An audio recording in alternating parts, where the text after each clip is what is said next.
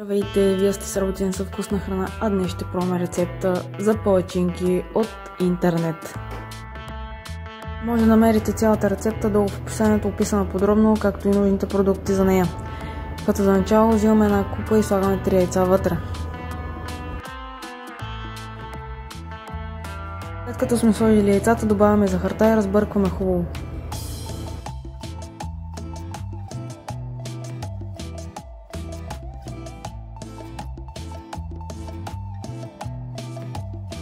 След като сме получили ето такава смес, добавяме и ванилията.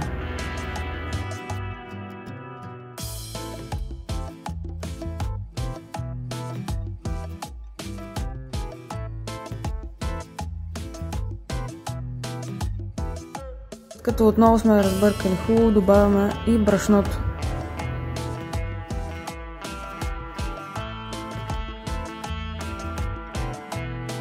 Разбъркваме до получаването на ето тази смес.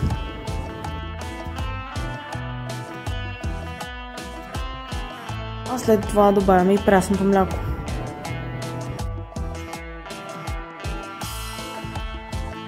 Това разбъркваме добре, като ви препоръчвам от самото начало да използвате миксер, защото ще стане много по-бързо и няма да ви отнеме толкова много време.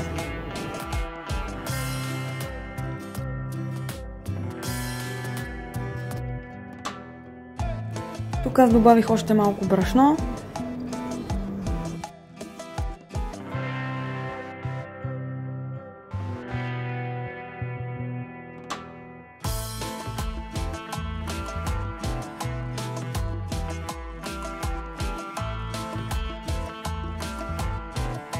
А това е сместа, която ние получихме.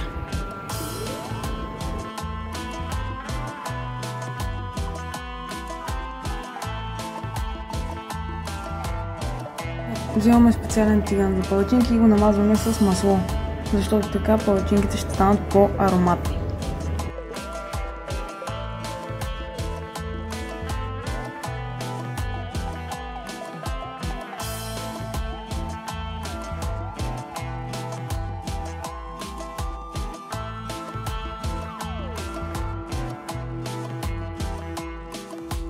А ето тук слагаме първата палачинка.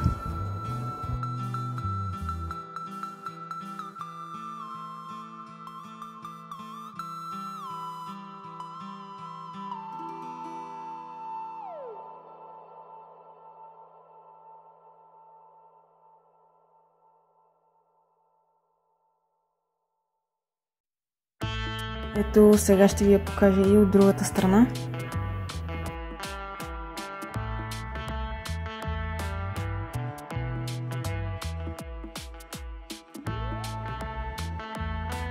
Ето как изглежда и следващата ни палачинка.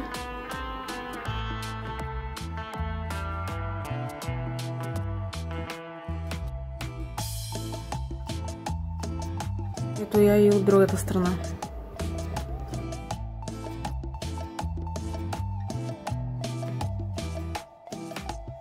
А сега е време да видим крайния резултат за нашите палачинки. Получиха се или не? Искам да кажете отдолу в коментарите дали според вас са се получили или не.